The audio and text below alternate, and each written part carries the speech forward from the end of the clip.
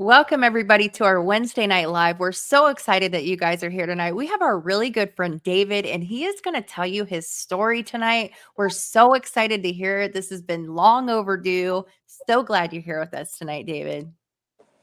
I'm really glad to be here with you and Jamie both also. And it's been a wonderful experience meeting both of y'all. Y'all's content has uplifted me. Me and Sonia talked 3 months ago about me coming on here, and the stars hadn't aligned in the right way. Yes, we've been trying to get this on here for a minute. So we're excited. Today is the day. You guys are definitely going to be inspired by David's story, and we're excited for you to hear it. If you are in recovery, drop your recovery dates in the chat so we can see and where you're from. Yes. All right. Well, tell us a little bit about wherever you want to start at, and let's just see where we go with it. All right. Well, basically I tell people that I have a story of how if in the blink of an eye a substance use can overtake your life and take you to places that the trajectory of your life may have looked like it was going one way, but it took a complete detour. Mm-hmm. You know, at 18 years old, I was a senior in high school when 9/11 happened. So I joined the military immediately, left for basic training 2 weeks after I graduated high school in June of 2002. Wow. And it was such a large influx of people coming in then that there were some safety precautions being overlooked. And I ended up getting hurt in a training accident and spent 14 months in the physical therapy ward, ended up being finally medically discharged with a humongous prescription for opiates. Well, y'all know the over-medication, especially through the VA that was going on 20 years ago, they were giving our soldiers too much. It is what it is. Beginning of the opioid epidemic. Exactly. Mm-hmm. I got in, unfortunately, right at the beginning of it. And so for the first 7 years, I was going to a pain clinic. My mind said that I wasn't an addict. That it was not controlling my life because I was getting it from a doctor. Government all of a sudden says we're giving out too many opiates. I get cut, like a fifth of what I was getting. Like literally, I got what I got this month and went back the next month and got a fifth of that. Wow. Yeah. So we know what happens then. A buddy of yours says they can get you some of them on the street. Next thing you know, they're too expensive to buy individually on the street. Before you know it, the H and all that's going to come into the mix. And I literally went from being, a man that the patriotism that got enlightened in him said, I want to go fight for my country. And then within 10 years of that, I was literally a homeless IV junkie. I was on the street living at what our community looks at as untouchables, which kills me because I know how good of people there are out there. They're just lost. Can we just touch on that for a minute? Because that's something that really, really bothers my heart, right? Is I hear or I see, and I've seen a lot of people that have gone and fought for our country and have given everything, right? Like sacrificed their own life, put their own life at risk and fought for us. And then we just leave them literally on the side of the road with no coping skills. I mean, they come back with PTSD and mental health issues and alcoholism or drug addiction or whatever that may be. And we don't do enough to support them. And that just really bothers my heart. So, I mean, what are your thoughts on that? I wasn't sure if he was asking me or Jamie the way he said it. I seen you start. We're trying to get. I just did it. Okay. I just had to block somebody. Sorry. Thank you. People. Yeah. We were just discussing this, right? We were just talking about this. Mind your own business. It is what it is. It's inevitable in a field like this. But basically, the overnight downfall that I mean, when I say overnight, this was over a 20-year period, but in the blink of an eye is what it felt as if, because by the time I realized what was going on, you know, I had been overtaken to a place that it was just mind-boggling. The care for life was gone. The care of what happens tomorrow, the never caring about saving because you didn't plan on being there the next day. But then on December 20th, 2022, I got so inebriated on illicit fentanyl that I laid there while a space heater fell on my leg and burned it so bad that they had to amputate it. Wow. Well, it was 85% of my left leg was covered in 3rd-degree burns. My bone and my ligaments between my knee and my ankle, 50% of it was exposed. And yeah. What was it like waking up from that? Like when you finally came to, like what happened? Man, that was literally, I woke up and I thought I'd been stabbed. I was laying in the bed and I started screaming that I had been stabbed because on my side of my calf there was a thing sticking out like this. I thought it was a knife. And come to find out, it was where I had been burned so bad that my skin had actually melted and puddled and re-solidified. But that's what I was seeing stick out of the side of my leg. I can't even imagine. Like just the thought of that is so. And so was somebody there with you? Like, did they help you to get to the doctor or call 911? I hope. Yeah. Well, there was somebody at the other end of the trailer I was in that heard me yelling when I came to, and they came and told me, no, you haven't been stabbed, you've been burned. And they called 911 and took a ride to the hospital.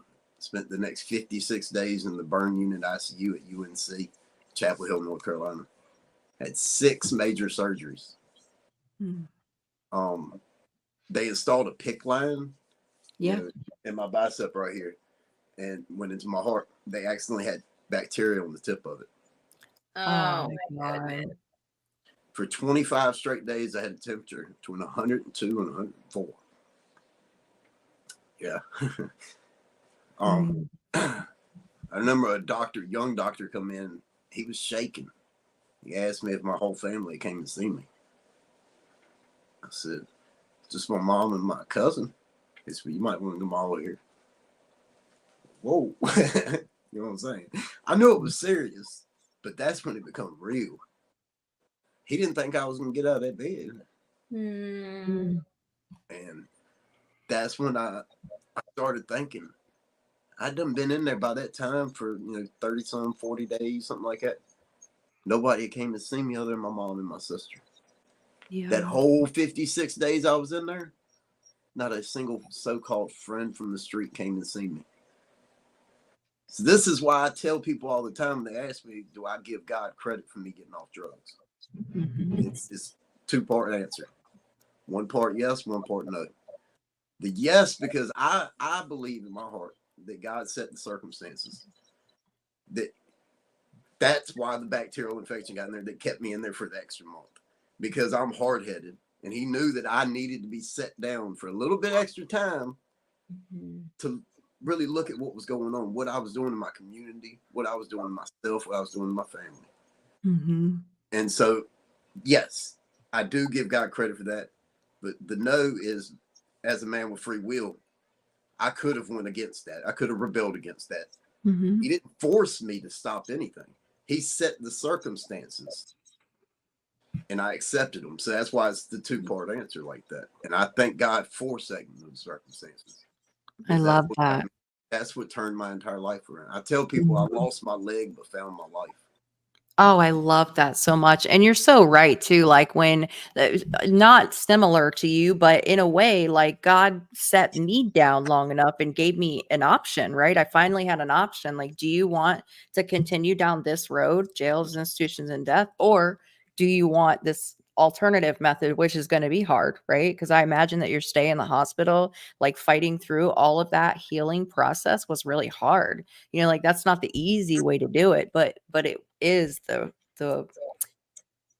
I don't know if I want to say better way to do it, but I guess it is better in a way, right? Yeah. Definitely. Now, something else that I hear a lot with military and vets is that when you are part of something when you're in the military, right? So you're like part of something. You have like a family, you know what I mean? And then when you are medically, discharged, like all of a sudden, like that camaraderie, like that family is no longer there. And that can be like really traumatizing, especially if you've gone through, things with these people. Yes, I agree. But even more than that, I think what even had more of an impact on me was the fact that, see, when I say I spent 20 years hurting my community, the reason why that touched me so bad is because I didn't just use, I got rid of substances. I was in that life. Mm-hmm. And the fact that all them friends from the street, none of them came to see me. Felt like everybody that I was literally standing side by side with, when I went down, they watched me go down in flames, literally. Mm-hmm. Like I said, not a single friend came to see me. But would you believe I got out of the hospital, made a post on Facebook that I was out within 24 hours. The dealer that sold it to me when I burnt my leg off called me to tell me he had that fire if I needed it. That makes me sick. It's like, hey, I'll give you this one for free, right? So I can rope you back in and get you to continue to use. I told him I got enough fire from him the last batch I got from you. Wow. True. Mm-hmm. Wow. That's what put the kick in my pants to say, you know what? Why don't I try to help my community? Why don't I try to do something? And I didn't have a clue what. I'd never done any social media, anything. I've literally never messed with any of it before. And I went and spoke at a church one day, and somebody said something to me about why don't you do some videos. So, never thought about that. I don't think I could do it. They said, well, you've got a powerful testimony. You really should. So I made my first couple of videos and started. The first few people that contacted me back saying, you opened my eyes to what I was doing, or you led me away, or you helped me with this. Those first few like that right there, sat there and put something in me and said, you know what? Maybe I can help somebody out. Maybe this is worthwhile. Then I was in that life for years, right? I went and spoke with my county sheriff. I live in a small town in Caswell County, North Carolina. Sheriff Tony Durden. He's the sheriff. He's the, it is in the country like this. He's yeah. in this place. And he investigated me 20 years ago. I went and told him that I wanted to build an addiction recovery center here in Caswell County. And he told me that he'd been waiting on somebody that could come about this illicit fentanyl problem, that would have the knowledge of it, that it came from it and it overcame it, and could come and show some of the congregations around it what could be done. That's right, because you have the lived experience, right? So you can speak directly to the problem, and you are the closest to the solution too, because you found the solution. So you can literally explain the pathway that it takes to find what you found to other people. And it's been so encouraging to my spirit, to when that's what I love to do. I love to go in, like I just spoke at a church this past Saturday. That's what I love doing that right there, because y'all know as well as I do that the church is our community. Mm-hmm. The sheriff told me that 6 months before I came up to him, a local church less than a mile from my house had lost 3 members of their congregation to illicit fentanyl. They contacted him and asked him if he would come speak. Well, he had put it off for 2 months in a row because all he said he could do is come with the book smarts. He said, I have no knowledge. He said, you literally are a godsend to me, because you have the drive, you have the determination, you have the experience that you can come in here and enlighten these people and possibly show them that there is a way out. We can love your loved ones. Me and him discussed the going together to register 501c so that we could he's got it was a total of 24 churches that was lined up, and This was in August when we started that. And on October the 10th, I had to have another surgery. My original amputation that was done back in January, the bone started sticking out of the end of my leg. Ooh. I went through 4 rounds of bone infections. And so finally they decided to do, I had a below the knee amputation. They decided to do an above the knee amputation. And so on October the 10th, I went and had an above the knee amputation done. And so that's the reason why the tour with my sheriff has been paused for the last 2 months. We're going to pick it back up here in a couple weeks now that I just got my leg 2 days ago. I got my prosthetic leg finally. I love that. How does it feel to be like back up on your feet? Well, I'm walking with crutches right now. Mm-hmm. The one I just got 2 days ago is a prototype, and I got to go back this coming up Monday to have adjustments made to it and things. And there's a spot that's rubbing kind of bad, but hey, I can walk though. Yeah, I can finally walk. Oh God. That is amazing. And it's so cool that the sheriff and the churches kind of like join forces, because I feel like in the church they don't know how to treat addiction, substance use, right? Like, you have like this one part of the churches that believe like, well, why can't you just pray it away? Or why can't you just have, more willpower? Like, they actually don't understand like how addiction works. And just like I feel like sometimes there can be like a lot of judgment. Sometimes I feel like we get a lot of judgment more in church people than non-church people sometimes, right? So being able to educate people in the church about substance use disorder is amazing. And the fact that you said 24 churches, I mean, that's a mission right there. That sounds like revival to me. You know what I think it is? I think it's a lack of knowledge, really. Like, generally speaking, like people in church that don't have these experiences, they don't understand why we keep using, even though we're having all these consequences in our life. So by you going and sharing your testimony with them, like, you're not only giving them hope and inspiring them, like Jamie just said, you're educating them as well. And because if there's 3 people that passed just recently, like, maybe they can try to help the next person that's struggling with substance use too, or connect them to you, right? Yeah. Well, I actually, like I said, my desire ever since I started this 3.5 months ago was, I said, I want to figure out how to open a recovery center. Well, I actually was approached by a local place that they're offering to let me open one of their centers here in the county.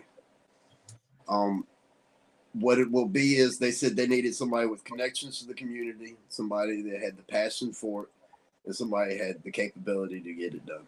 And I checked every one of their boxes. My responsibility at this point is to find a mother church, because this is going to be a in-state men's faith-based program, 12 months long. The mother church, that will be our church that we're members of. And so I've got to find a church that is willing to accept the group of people that I'm going to be bringing in there. You know what I mean? Mm-hmm. So it takes a special place. And that's part of what that church tour is going to be about, is finding that special place, because it's going to be there. That's right. It's already there. You just haven't figured out which one it is yet. Absolutely. Absolutely. And I don't want to say the name of the place yet, but y'all will see soon. Yeah, we'll reconvene on this in about a year from now, and you can tell us how it's going. Absolutely. Because like I've said from the beginning, my desire with all of this was to simply help my community out. And I had about 4 weeks ago, I have 2 friends from West Virginia, Meg and Lance. the husband and wife. I don't know if y'all know Recovery Lance or HR Megs. They on TikTok. They're pretty active in the harm reduction field. They did a harm reduction outreach in West Virginia about a month and a half ago or so. I had Lance come on my live that night and tell me all about it. And that was like an aha moment for me. I said, I've got to do something like this. Mm-hmm. And so on January the 13th, we have an outreach thing that I've organized. As of right now, I had 13 people confirmed that all creators on TikTok that are all coming to it with me. That's amazing. Oh, it's going to be beautiful. I have 3 from West Virginia. I have 4 from Virginia. I have a couple from North Carolina, a couple from South Carolina, 1 from Idaho, and 1 from Florida that are all coming to it as of so far. And we still got a month and 7 days to go. I have an Amazon wish list on my Facebook page and my TikTok page that's nothing but like Mylar blankets, Mylar tents, hot hands, MREs. That's blatantly obvious that nothing on it is for personal gain. Stocking caps, gloves, things like this. And I've for the last week now, I've been getting multiple packages a day coming in. We're starting to build our stockpile, and I only have one rule setting this up, that nobody can be recorded receiving anything. Now, the group of us together, we can make videos and stuff, but I refuse to allow dehumanization of individuals that are where I used to be. You know what I'm saying? I feel where they're at. I would never be able to sit there and look myself in the mirror after doing something like that. Yeah, I totally agree. I just can everybody hear? Because Josh just said that he can't hear. So I just want to make sure that everybody else can hear. But I totally agree though. Like I know there's been times in my life, I can think of one specifically when I was in jail, and they used to do these like tours where they would let people come tour the jail. Of course, they brought them into like the nicest part of the jail, that part that I happened to be in at that time in my life. Okay. They said they can hear. But I felt like kind of like a monkey in a cage, you know what I mean? And like I was being exploited, and I didn't like the way that felt. Yeah, that happened to me at one of my stays as well. Except they had like cameras and lights. It was awkward. Yeah, I expect that would be. Yeah. And you said this event is. Can you say the details again? It's going to be in January 13th. What we're doing is I live in North Carolina. Like I said, we've got people coming from around, but we're going to hit Winston-Salem, North Carolina, Greensboro, North Carolina, and High Point, North Carolina, all 3 simultaneously. Nice. The plan is I've got a friend that's got a church in Lexington, North Carolina, that they're going to let us use to set up at. We're going to set up there to divvy everything out, break off into 3 separate groups, so that way we get 3 cities simultaneously to go out and pass out things to people. That's awesome. And are you in Caswell County? Somebody just asked. Caswell. So Goodlow, yes, Caswell County. Yep. I pronounced it wrong. Okay. Yeah, I'm right on the Virginia-North Carolina border. That's awesome. Are you familiar with the Steve's Wings? I don't know that one right off. They have they're in North Carolina too. They put on like a bunch of events. Their son was, I believe, murdered with fentanyl. Somebody gave them a deadly dosage on purpose. So yeah. Let's see. I was trying to see what the name was. The organization is Steve's Wings. They're on Facebook. They're on TikTok too. So it may be, if you're out, if that's where you are, then you guys can also collab. I know I'm coming to speak at one of their events in August or something. And you were talking about another event in Washington that you're going to be at. The Lost Voices of Fentanyl rally. Yes, that one. On July 13th. July 13th. Sonia is going to get over her fear of flying by then. We have to go. We'll see. They drive. Last year they did it in September. and the weather was horrible, so they moved it, the annual rally, to the middle of July. This year's July 13th. There will be a rally held at the Washington Monument, speakers, performers, and things, and then there will be a march from the Washington Monument to the White House, where there will be a protest held in front of the White House.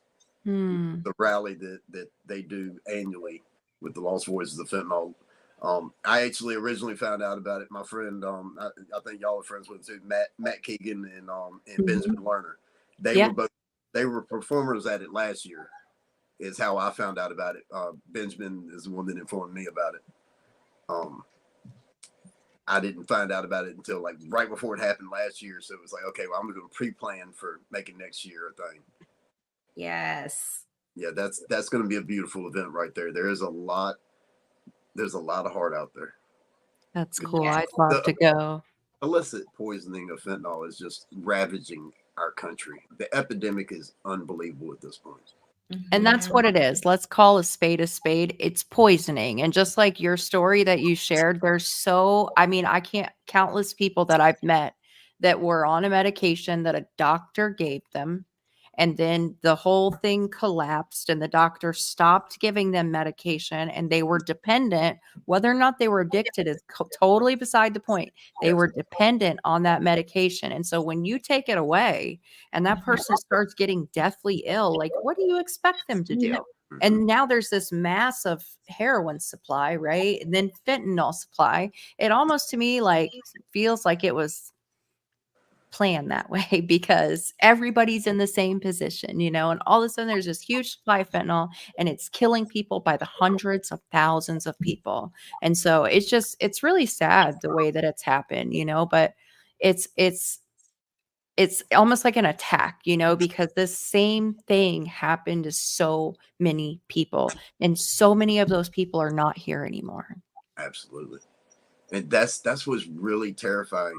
Is I tell people all the time that, like when we were young, there was a such thing as a party drug. Now it is Russian roulette. Yep. We are at the risk of losing an entire generation out here. Do you know how many parents that I have spoken to, and I'm sure y'all have too, that they found their child unalive in the bedroom, in the bed, and then when they look, there's a baggie of Xanaxes in the dresser. But then when they do an autopsy, the only thing in their system is illicit fentanyl. Yeah. I spoke to somebody this morning and she had told me that this person was in recovery and she had been sending me updates because I talked to her when they were in her addiction and then they got in recovery and then they had 6 months in recovery. They had one relapse on a drug that was not supposed to be fentanyl and they're no longer here. Yeah, it's sad. So sad. I've got on my Facebook page. I used to have a lot of friends on there. I just delete all the ones I didn't really know. And I ended up, I think I got like 300 friends on there now, right? Almost 150 of them are no longer with us. When I went through, the list, every person that we had lost to it, I wouldn't delete them. And by the time it was over with, now I have more people on the friends list that aren't here anymore than I have that are still here. That's a sad realization right there. And I think I got like 6,000 or 7,000 followers, but it's only like 100 and some friends on there that are still alive. Right.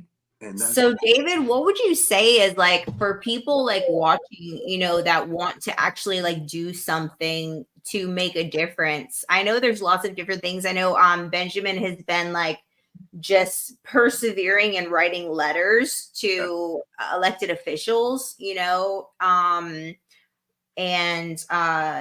we can speak out on here, but what else would be something that people could do?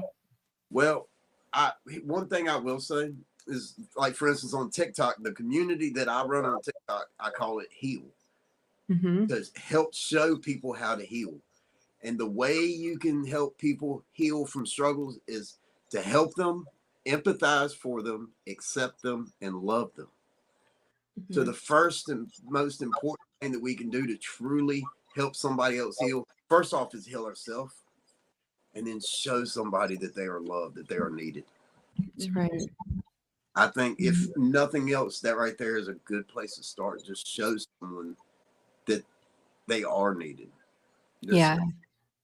Well, like you were saying a few minutes ago, like when you're out living that life and you're on the streets or you're, sleeping on the sidewalk, like you don't feel very human, you feel like you're less than human. So just to have somebody that can love you right where you're at and show you a little bit of acceptance and empathy makes a really big difference. Absolutely. Mm-hmm. But one other thing that I decided that I'm going to go ahead and move on is on January the 13th. We're doing the meeting down here in Winston-Salem, Greensboro, and High Point to try to go reconnect with some of the ones that are lost. On January 13th, when I come home from that evening, I'm deactivating all of my social media accounts, because I started this with the hope of helping my community, and don't get me wrong, I have found some beautiful souls on here, but at the end of the day, it's taken me away from what my actual focus was, which was helping the community here. I'm finding too many trolls on the internet, we can say, that it's starting to realize that, you know what, I need to refocus on, now, not to say I won't take a break for 6 months and then come back. But right now, I think that at this point in my journey, the best thing that I could do is to walk away from social media, focus on doing this church tour, focus on getting this recovery center built, and then possibly come back at some point. But right now, what I want to do is the thing on January the 13th that we're doing, all like my wish list stuff, all that stuff, I'm going to remain that up, because my goal is I want to do this once every 3 months. I have 3 people coming from West Virginia. Next time we're going to West Virginia to do it in their city. Next time we're going to South Carolina. Well, we have somebody watching right now that says that he does work at High Point, Greensboro, and Winston-Salem. So maybe he could hit you up and go out there with you guys. Absolutely. Like I said, the only request that we have, the only requirement that we have is that you can accept that there will be no dehumanization allowed, no recording of somebody receiving stuff. We can make videos between the group of us, have a blast, things like that. That's different. But I don't want anybody to feel like they're less than what they are. And I believe this right here is my calling, is to try to help my community. As we've talked about, that I believe that God set me down for that period of time. And I finally said, you know what? I hear you. You've been trying to stop me for a long time and I wouldn't listen. But you know what? I guess it's finally time to try it your way, because I've tried it my way. I think it was Sonia I seen on your page that you had Jeremiah 29:11. Yep. See, that's right there. That's Jeremiah 29:11 I've got here. Where he tells us that he has a plan and a purpose for us. It's to prosper us and not to harm us. That's I always tell people, when you see somebody with a bunch of tattoos, it doesn't necessarily mean it's something evil. I mean, I got the 3 crosses with every saint has a past, every sinner has a future. The angel, the dove, another angel. I got Psalms 144:1. I don't believe that's what it is, because that's what I want it to be reminded to me daily. Where the power comes from, where the one is that's been walking beside me the whole time, even when nobody else came. I know who was there with me. That's right. That's right. And I love that you have these like reminders on yourself, right? Yeah. I've actually the heal community that I was talking about that I run. I'm actually getting that tattoo, the heal emblem. I'm getting tattooed on my chest in about 2 weeks. Nice. Because that to me is what it's really all about. Like I said, help others, empathize for others, accept others. Absolutely. And you know, the mental health is such a big part of this also. It really just like goes hand in hand, and being able to like address that also, you know, having tools um you know, through your churches, maybe, you know, maybe part of the congregation is you know, works in social services or psychiatry or something like that. I think Goodlow's wife is a something in that field actually, but you know what I mean, maybe like even teaming up with some, you know, behavioral health Yes. place along the way to be able to add both of, you know, those aspects, since they do go hand in hand, you know, and then maybe even like, you know, adding in like the vet support, because that's huge. Mhm. Absolutely, absolutely. I Mm-hmm. tell people all the time, my platform has never been just about drugs, Mm-hmm. because it does not matter what your struggle is. If it's DV, SA, child trauma, mental health, I don't care what letter combination you want to throw together. Everybody has a struggle. And once we realize that even though your story and my story may be different, we still have similarities that we've had to overcome. We still have similarities that have been things that held us back. So once we can realize that we have more like-minded points than what we realize just by the surface, you know, like I've got friends, um, I've got a lot of people that come on with me on my TikTok. Like I was saying, I was doing TikTok lives twice a day, uh, um, 10 a.m. and 8 p.m. Eastern time, 7 days a week. And I have a lot of people that would come on and would give experience stories of how they escaped from DV and was able to turn their life around, and had never done a illicit substance in their life. But yet the comparatives of our stories were so similar. I really started connecting with so many of these people, there is so much correlations between things, no matter what the struggle was, that eventually we realized that, hey, we can all lift each other up. Mm-hmm. Yeah. Absolutely. And Well, go ahead. I'm going to change the subject, so go ahead. oh, I was just talking about like, you know, trauma. They say, you know, trauma is stored like in the body, and we deal with trauma in, you know, different but all similar ways, right? So, definitely, you know, whatever, you know, kind of things people go through, there's always like, you know, the trauma. And you know, what do they say like in the meetings, like a pain shared is a pain lesson, you know what I mean? Mhm. So being able to share our experiences, even if they're not exactly the same, still having, you know, like, well, how did you overcome this traumatic response? And you know what I mean? Just being able to like share like how you healed, just like your emblem, right? That's right. Yeah. Hmm. Yeah, and I think that's like the commonality of all of this is trauma, whether you've been through DV or SA or SUD or MH, or like, Yeah. you know, like doesn't matter, like mental health, substance use, domestic violence. I mean, anything like trauma is the commonality in all of those Mhm. Yeah. things. Mhm. That's what I tell people all the time. Anybody that's ever suffered with SUD can be or should be dual diagnosed at some level. Whether it is Mhm. not necessarily dual diagnosed with mental health, they could be dual diagnosed with DV. They could have been dual diagnosed with SA. There is always, but more times than not, if not always, the actual substance use issue was not a cause. That was a symptom. Yeah. Mhm. It was a result. It was a coping mechanism that we instilled as a way to make it through something. Yep. Yeah. I mean, do y'all agree with that? Yep. I Oh I yeah. totally agree. I say that all the time because I mean, the substances was the solution to the Mhm. problem Exactly. Exactly. until it became the problem that made my problems worse. I use the analogy of an iceberg continuously. You know, Yeah. if you look at the drug use is the very tip, the only thing you can see above the water. If you don't work on everything under the surface, you're going to sink again. Mhm. Just taking the drugs out of the system, out of the equation, without actually working on and learning new coping mechanisms to be successful in recovery, then it does not matter. We call it co-occurring disorders, and it makes perfect sense. Mhm. truly does. And like, Yeah. really what I think we should be focusing on is lifting up people that are struggling.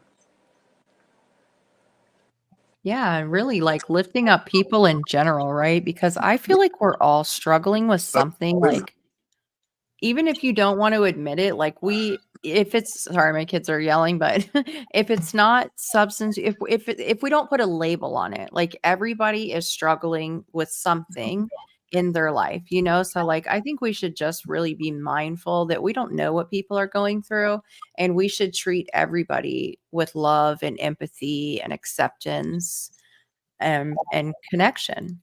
Yeah.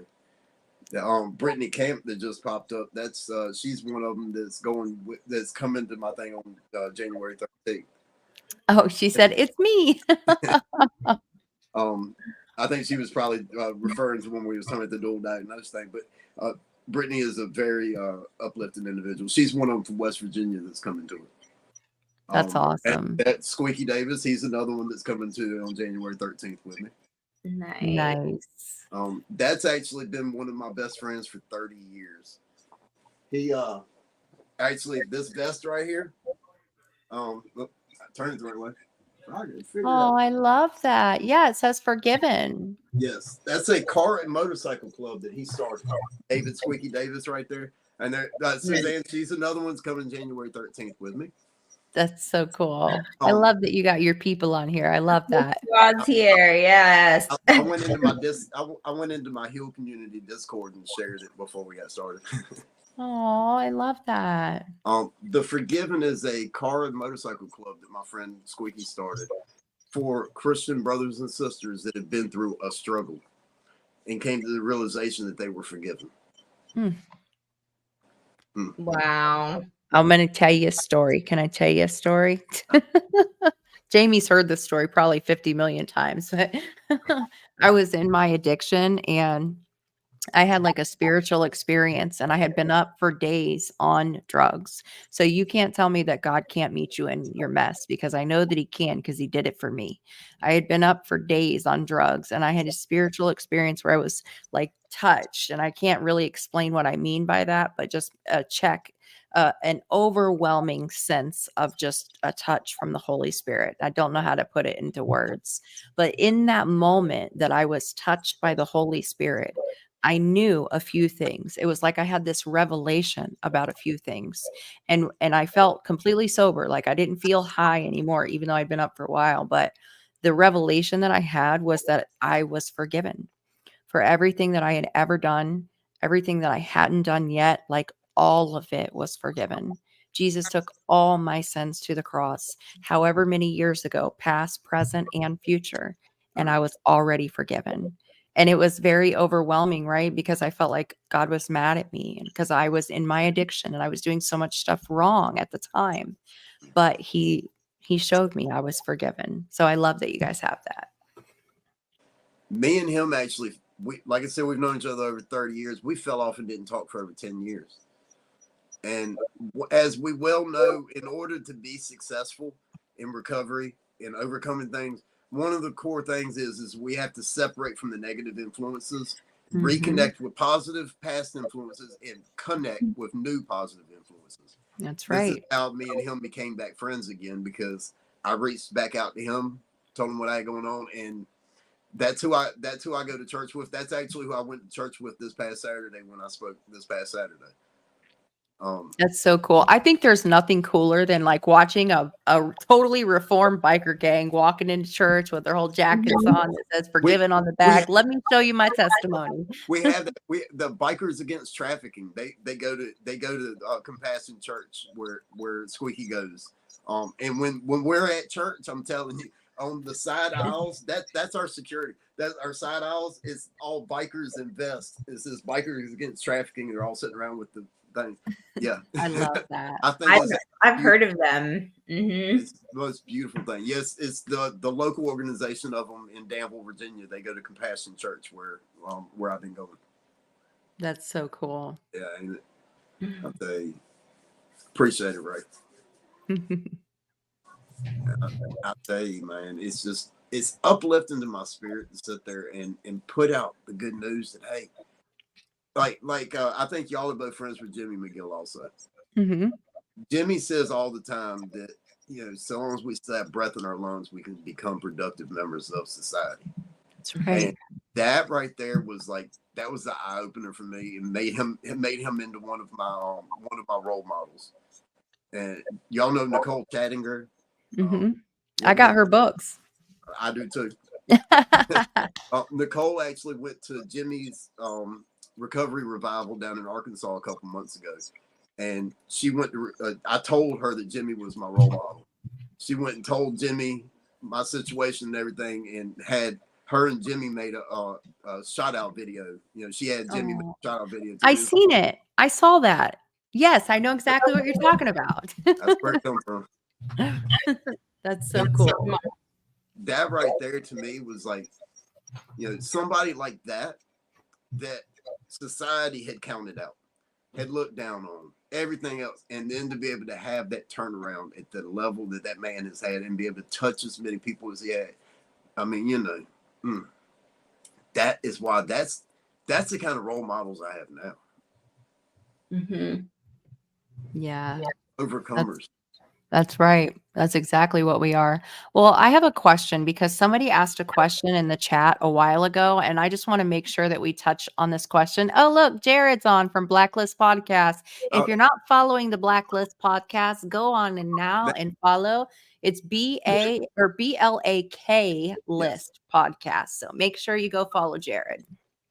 I'll be on. My interview will be on in a couple weeks with him. There you go. Even better. Yeah, I remember that Jared had told me that you two was some of the first two that he had interviewed. Yep. I think actually, I'm not sure which one of us was first, but one of us was number 1 and the other was number 2. I've known Jared since I had 11,000 followers. So it was in the very, very beginning. So Jared, we've been riding it out for a minute now. Yes. I was just on one of his, again, was last week, I think, or something. And we're going to be doing something else on harm reduction coming up soon. And we had Ron Isherwood was on here too. He's got a addiction podcast in, is it England? Australia. Yes. Yeah. Yeah, that's one thing I've found. Like we were saying, I've only been doing this for a little over 3 months, and the connections that have came and I've been able to make, and the relationships. And as I said, I'm going to be leaving social media in 5 weeks from today. But there are so many people that I've connected with that I will continue to connect with. And that to me is that's parts of the reasons why I think I was supposed to have this season right here. Because I'm not doing this for anything other than to lift up my community. That's the reason why, like I said, on January 13th, we're going to do that thing. Now, every other person that's going to be there, they're more than welcome to post all of their videos. But all the videos, I'm not going to post any of them. I'm going to go do the thing, and I'm coming back and deactivating everything. That ain't what it's about. That's right. Yep. It really is about helping other people when it comes down to it. That's what our and we have to be humble too. I think for me, that's one thing that I've learned about being on social media is if you're going to do it, you got to be humble because numbers are numbers. What it really is about is helping other people. And that's what we're doing. That's why we're here. Absolutely. Okay. So the question is, and we get this question a lot, but somebody's asked it in the chat. So I just want to make sure that we cover it real quick. Somebody says that they relapsed last week. And so do you have any experience or any advice that you would give them? It looks like it says just for a day. And so what would you say to somebody, or maybe there's somebody else in the chat that didn't want to admit it? What would you say to somebody that has relapsed? To realize that as they say, it doesn't matter how many times you fall, it's how many times you get up. Don't give up on yourself just because something held you back for a second. Look at what you overcame to stop initially. Mm-hmm. You can absolutely do it again. But this to me is where the harm reduction thing comes in, because I am an advocate for harm reduction, but I'm an advocate for harm reduction because I want to try to keep people alive long enough that, Lord willing, they will accept recovery. That's what harm reduction means to me. And that's the reason why I have to say that we're going to love you where you're at. Mm-hmm. If you need anybody to speak to, my inboxes are always open. Please reach out, and I promise you, if I'm awake and I hear that ding, I will hop on and talk to you in a heartbeat. I never had equipment with base, right? I love this comment, and something that Jamie says all the time is like, what do you say about the elevator thing, Jamie? I can't The remember. elevator gets up on every floor. That's right. So Mhm. you don't have to go all the way down to the bottom. You can just get off right where you're at and keep on going. Yep. I like Absolutely. Yep.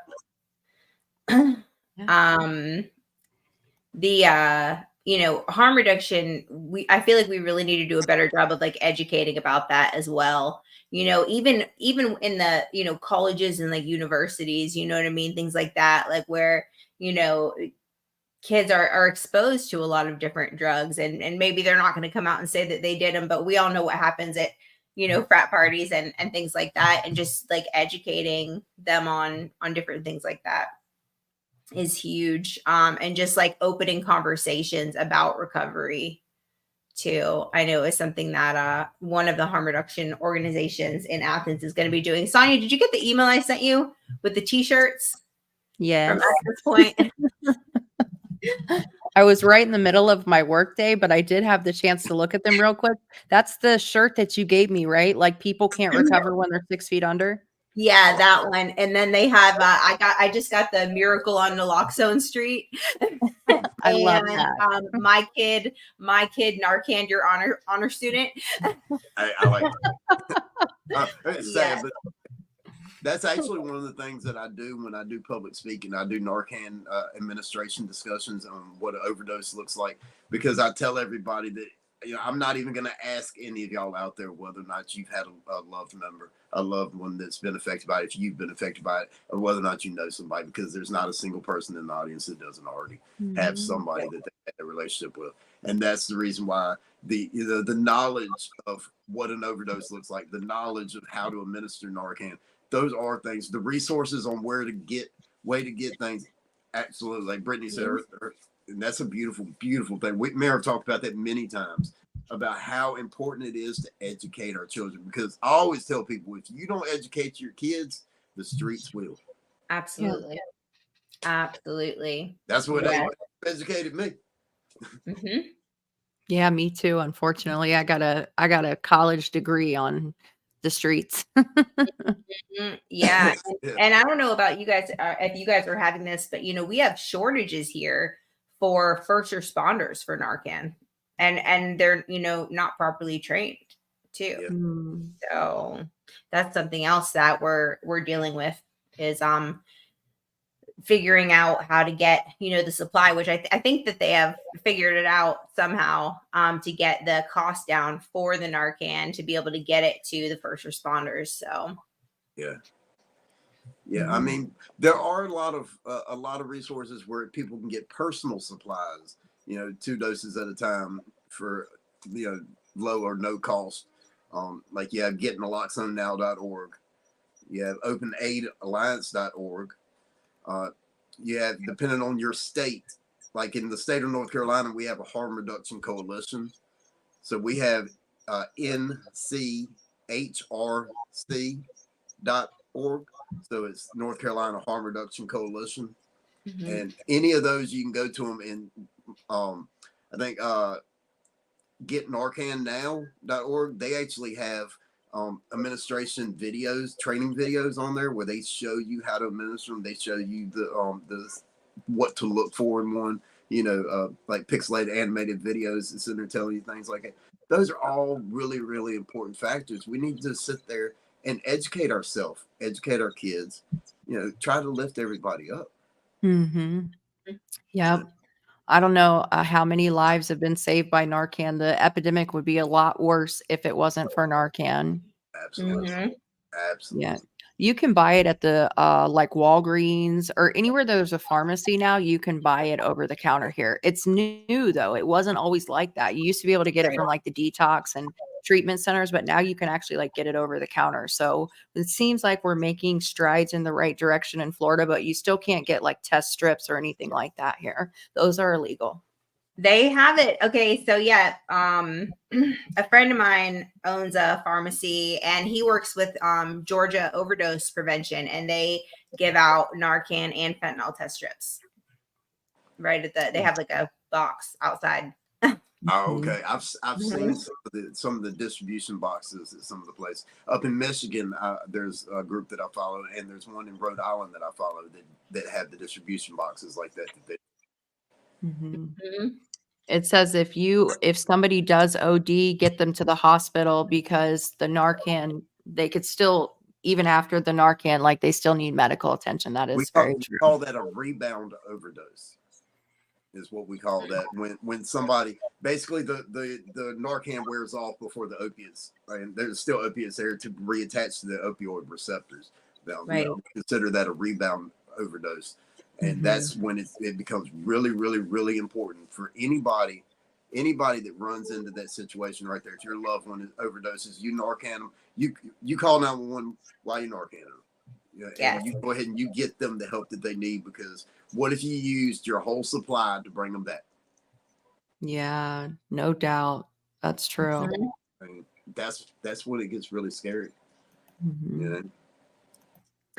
Okay, well, how about this? How can people find you if they want to connect with you? All right.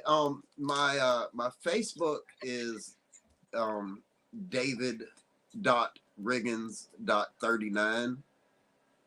And then my TikTok, they can find me at David_Riggins. Okay. It's also under the Heal thing, but it's kind of more complicated because I had the whole thing broke down in the name. So it's the Heal and then parentheses, the whole 9. So it's easier to just look up under the name. But I'm meta verified, so it's the one with the blue check mark. Nice. And will you still be keeping your Facebook when you leave social media? We're still figuring it out. I may, but TikTok I'm definitely getting rid of. Okay. Well, I just want to tell you that we really appreciate your contribution to the recovery community, because it really does take like all of us showing up and being willing to share our stories and be willing to face the stigma, right? Like and educate people on what it's like and what it's like now, or what it was like and what it's like now, whether you're doing that on social media or in the community or, wherever you're doing that, like it makes a difference. And we appreciate you for that. Yes, thank you for coming on, and we will see you Monday, right? Yes. Oh yeah, we're gonna see you Monday. All right. We're gonna see you Monday. Yes. Jamie's coming to Florida. Yes, in person. So yes, me and Sana will be together all day on Monday. It's gonna be fun. We're gonna have fun. She's gonna make show us. It's a prototype. Oh, if I can get in the picture, it's a See, it's just a prototype. So I'm getting the next one next Monday. That will be another mold. It's a multi-step process. This was the very first one I just got Monday. I love it. And I didn't realize it was flexible like that. Yeah, it's got a knee to it. So that's so cool. Once it locks. Yes. Yeah. It don't. It's a pressure driven, so it takes a pressure on the tip of the toe, and then that allows the knee to articulate. The one that I'm getting Monday is going to have a hydraulic knee, where this is spring driven. So where that right there, as soon as you unlock it, just like it popped down. This would be more of a fluid movement, so it'd be more like a natural gait when you walk. That's so cool. I'm so happy for you. I can't even imagine like how great that feels to like be back up on your feet. And I mean, how long, I know we got to go, but how long were you like in the process from when you were in the hospital until now? I will have my 1-year anniversary in 14 days from now. Yes. Wow. So 16 days short of a full year. That's amazing. Yeah, that's Yeah. my recovery date is 12/20. Oh, well, congratulations. If we don't get to talk to you before then, and I'll try to remember to do a shout out for you on your anniversary too. What's the date again? December 20th. Okay. Nice. Awesome. Yeah, I hit my 1 year then. All right. Well, thank you so much for coming and telling your story tonight. I really appreciate it. Yeah, appreciate y'all. All right. We'll see y'all back again soon.